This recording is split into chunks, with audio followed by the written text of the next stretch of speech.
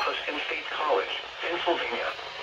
The tones you just heard were a test of the specific area message encoding and tone alert systems.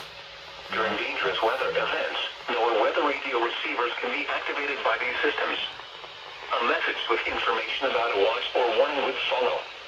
Tests of these systems are normally conducted by the National Weather Service between 11 a.m. and noon each Wednesday.